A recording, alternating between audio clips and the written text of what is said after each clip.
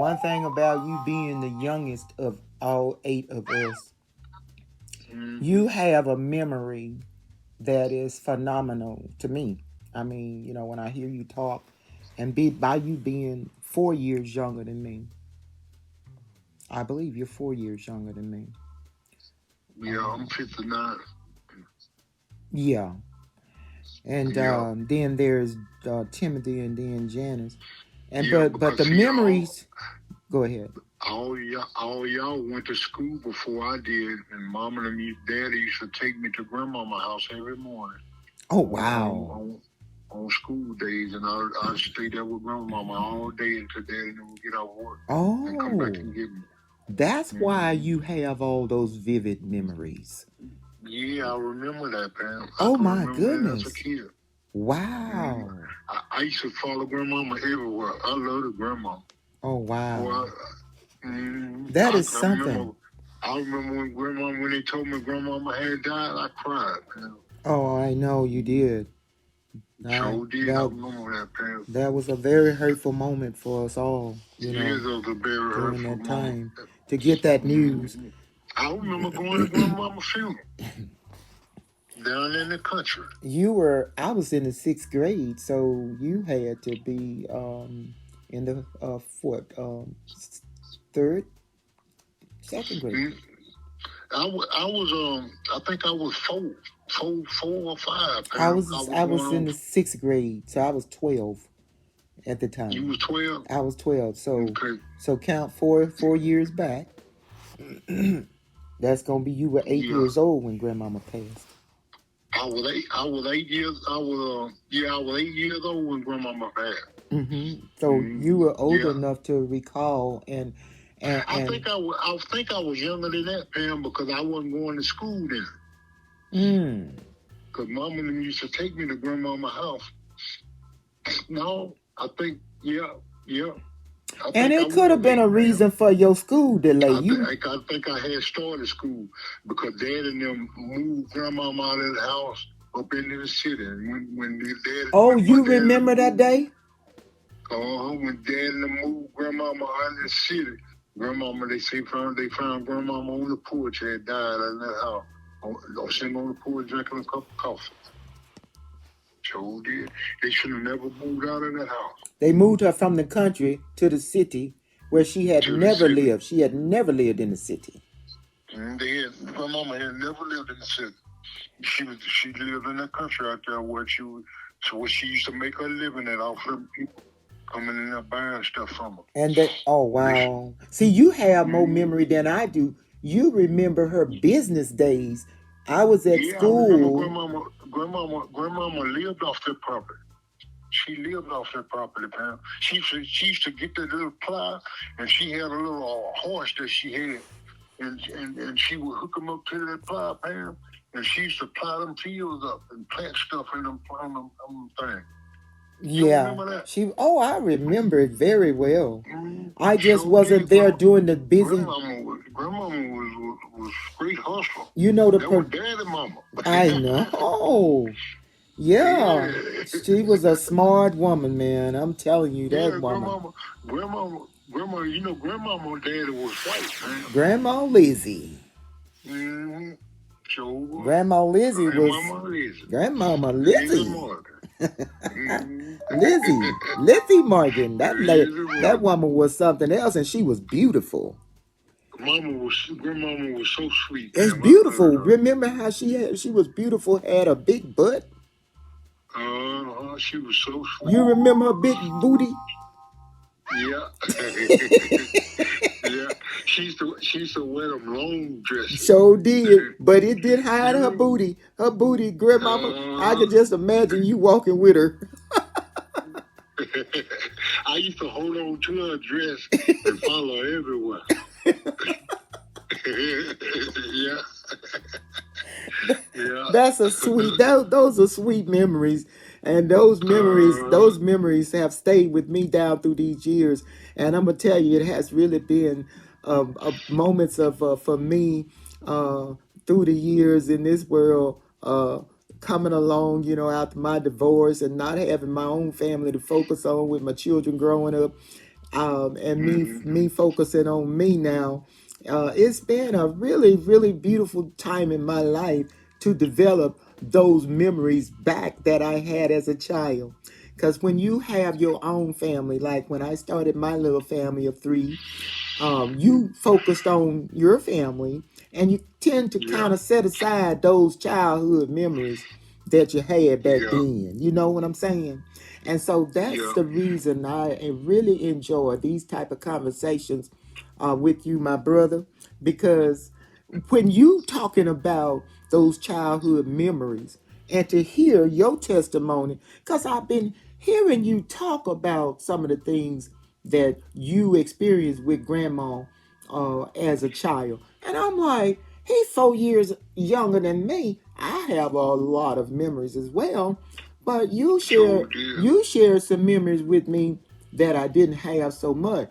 Because she Now while during her when times, mama go ahead. when mama and them used to buy when mama and them was buying that house on Rolling Ridge, I had me and Tim and them used to walk up the trail and we met Con Clyde and Con Mad. I know. I remember that day. And That's another story. Let's hold on to do that you one. know Con Hold on. Mad? Hold Do on. you Let's know Con hold on. Let's say the Cut Mad and Cut Clyde story for later. Cause I know you got Okay. some good things that you gonna share with that. So what I'm gonna Uh-huh. probably be doing, my brother, Eric, is building up a podcast, what's called a podcast in our world today, where we will discuss, Yeah. we will have topics. Excuse me, Mm-hmm. and we will talk about these things. I can't be with you every day because you are in Louisiana, but I can Yeah. be on the phone with you, and I can share our information uh, as a podcast and topics and talk Mm-hmm. about some of the beautiful things as children growing up and developing as children, because those are the children early stages in life. And what you shared with me about the industry side of grandmama, the industry, what she did,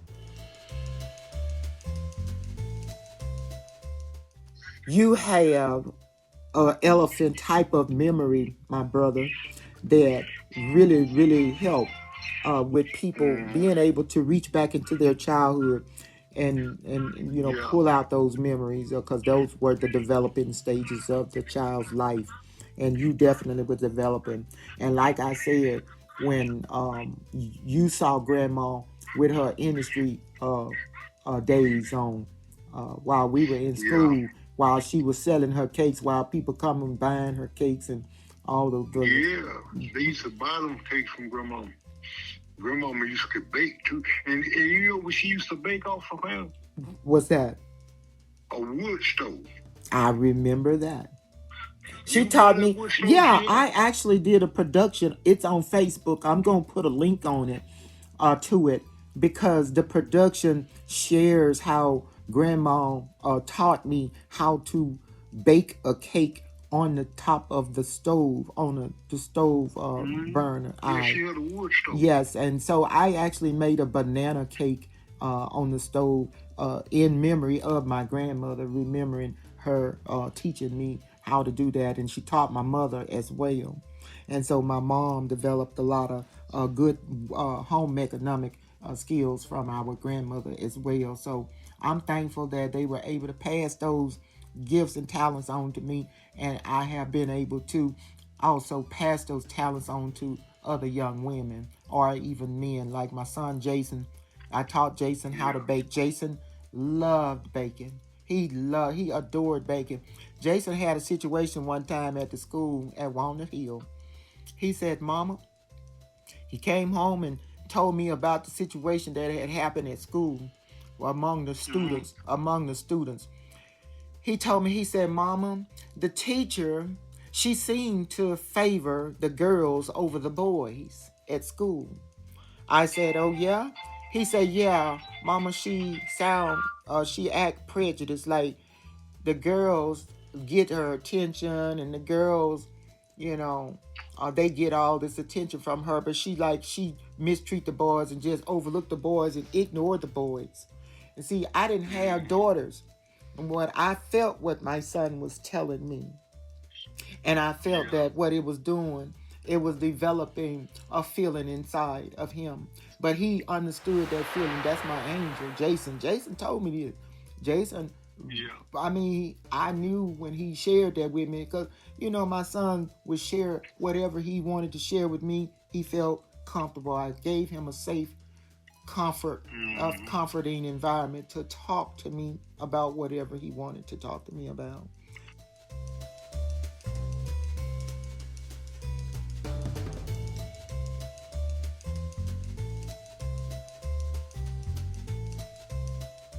Jason said the teacher was favoring the girls over the boys.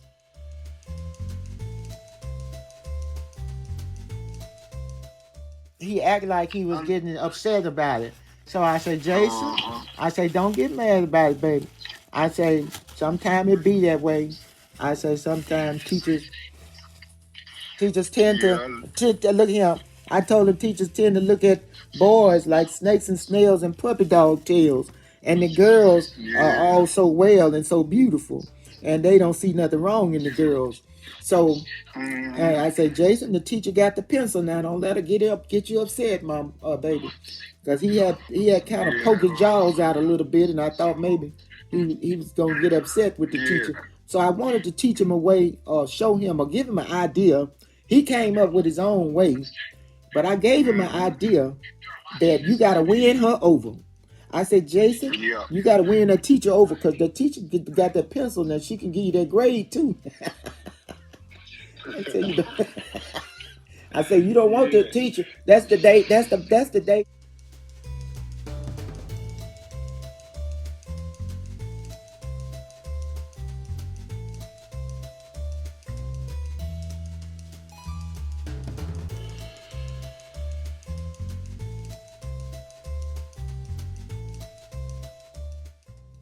I got up the next morning. Jason had got Mm-hmm. up before everybody the next morning after he Yeah. shared this with me. About he must have got up real early. He got up and he got in the cookbook called Pots and Pans and Pioneers, and he baked a cake, a lemon pound cake for the teacher. The lemon pound He cake. baked a lemon pound cake for the teacher and had it wrapped up, Mm. baked and ready, beautifully wrapped I up. love that kid, man. Man, Jason. beautifully wrapped up in foil. Took it to the school. When he got to the school, the teacher had just he won the teacher over. Yeah. He turned that subject around that he shared with me about the teacher being favorable toward the girl. Jason took something nice that he did for the teacher and won her over and her husband. The husband told the teacher, I don't know who this student is you got in your class, but he is dynamic and he can bake. And he loved that cake. Tell that student, that teacher have loved the Jason and loved the Jason ever since. For real. And didn't never show no favoritism and let Jason feel what Jason felt when he shared that subject with me. When he shared that story with me, he said, Mama, the teacher just liked the girls over the boys. And that's how Jason won that teacher over.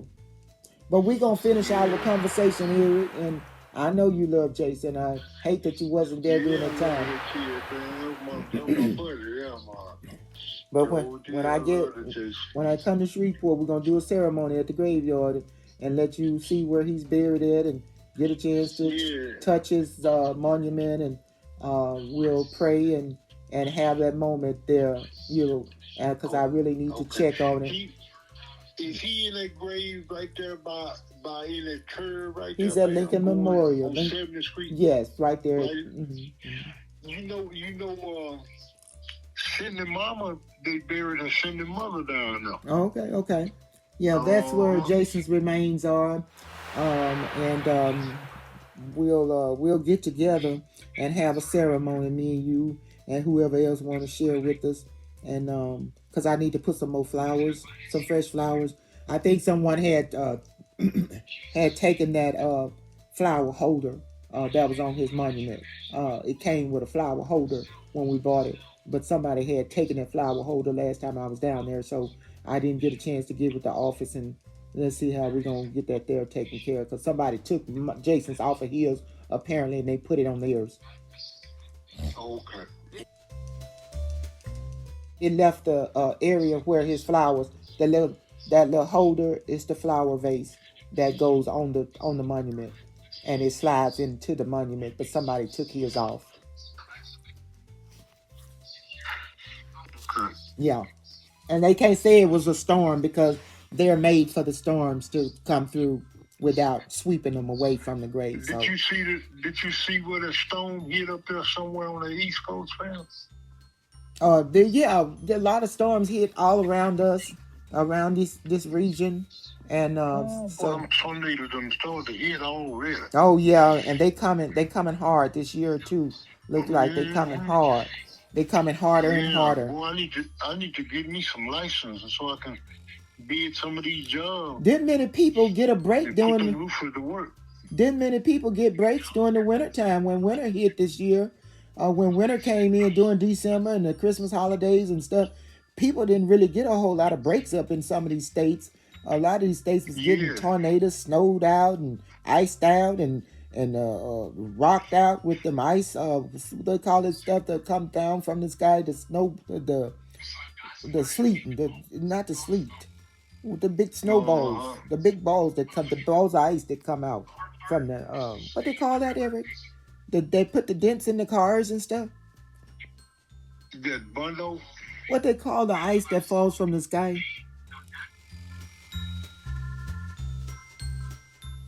Eric, what do they call the ice that come out from the sky?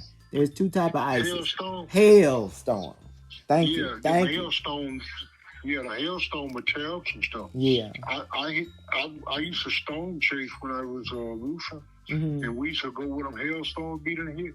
Boy, and I went to Arkansas, pal, and they had a hailstone hit Arkansas, baseball size hailstone. Oh. Tore Jonesboro up, pal. Oh. Well, I stayed in the motel. I was making so much money, and and I used to have to go put 30-pound felt on them holes where they didn't knock the holes in the roof set Mm-hmm. until we can get there and roof them.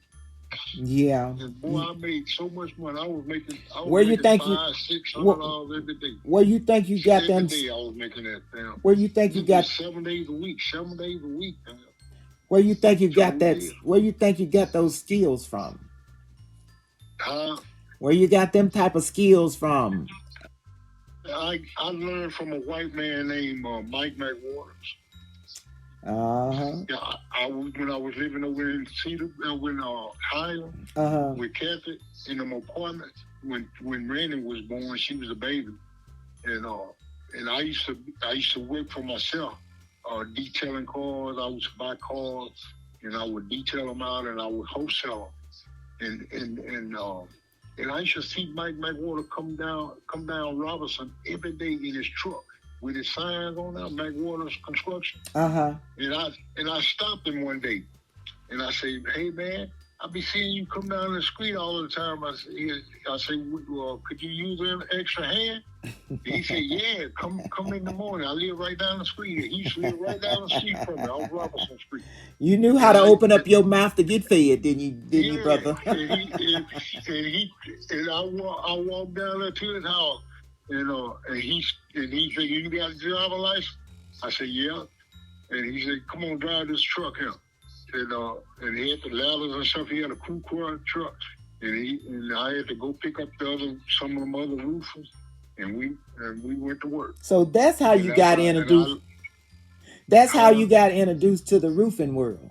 Yeah. Oh wow, wow. And he learned me how to nail. He taught you how to nail. He taught you were good at it. You had them. Mike was a carpenter. He built houses. Okay.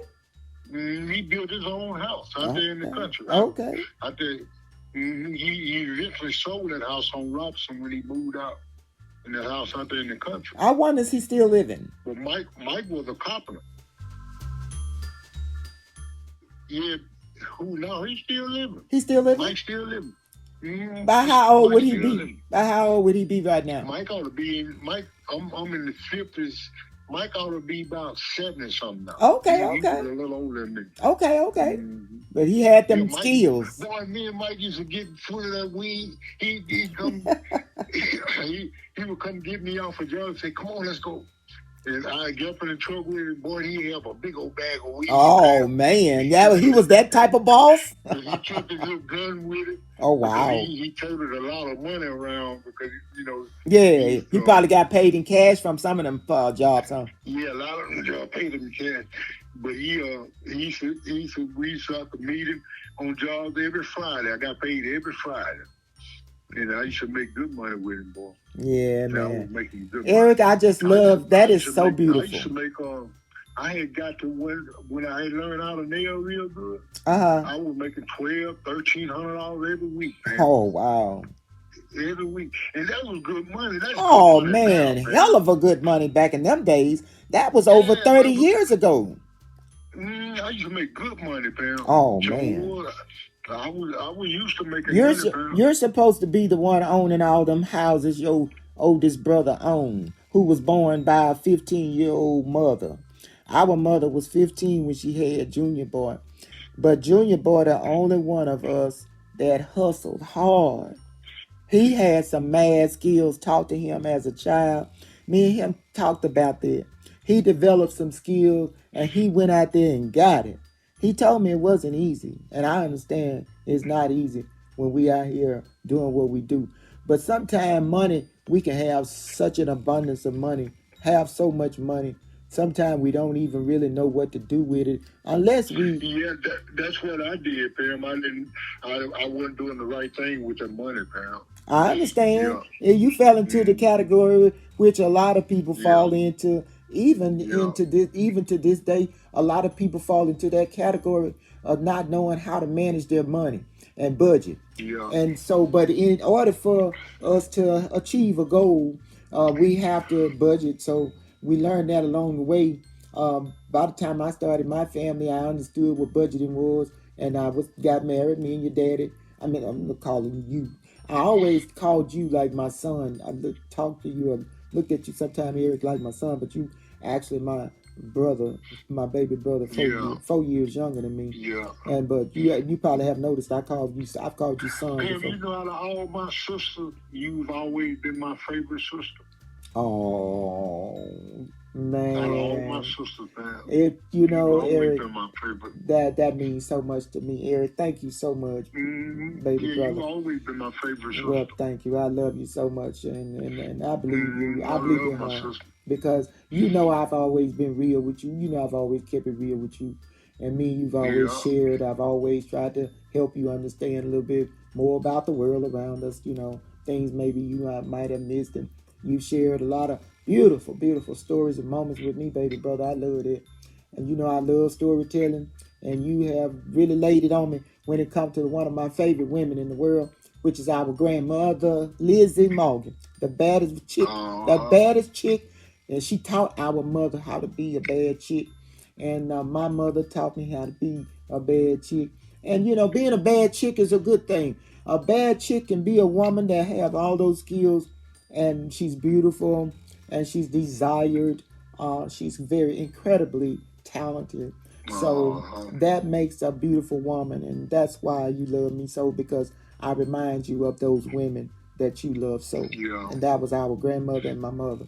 And I keep it real with you in love, and I show you love and respect. And that's what you love about me, because they did the same thing with you. They held your hand as a young man, those strong women, and you developed along the way industrial skills, like with our grandmother, the way you developed, and the things you share with me, brother, that's gonna hold to my heart, dear, very dear to my heart forever. And I'm gonna tell you something, brother. You've always been my favorite sister. And I'm gonna tell you something, brother. I got something that you're gonna be very, very thankful to know, pertaining to the grandmother that you shared such beautiful memories with me on, and that is, I finally found something that I can possibly get my hands on that our grandmother owned.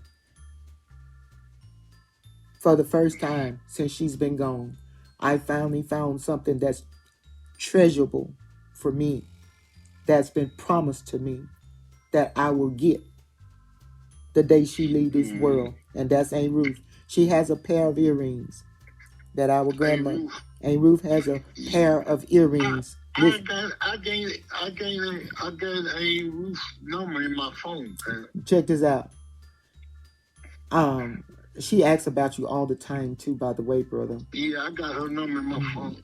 Check this out. I'm gonna call her sometime. Check this out, brother.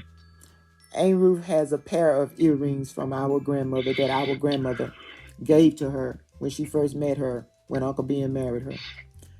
Our grandmother gave her a pair of earrings that's almost 70 plus years old. Eric. Yeah. And guess what? Aunt Ruth said she's going to give those earrings to me. She's going to give those. Aunt Ruth said she's giving those earrings to me. Guess what? This is going to really, really bless you. Aunt Ruth wear the earrings to church all the time. For real? She says she wear them earrings to church almost every time she go. To this day. And Eric, the earrings is made of stone. Guess what? Guess what color the stones are? I've just found out what color the stones are of the earrings that my grandmother gave to Aunt Ruth. The stones, red and yellow. Red and gold. Gold stones. Gold stones and red stones. And you know they worth money. Yeah, they worth some money. Eric, them earrings is over 70 years old. Yeah. Yeah, they worth some money, man. And I've been wearing red and gold ever since. Real. That's the colors that the colors they ought to have at Junior Boy's party, red and gold. Okay.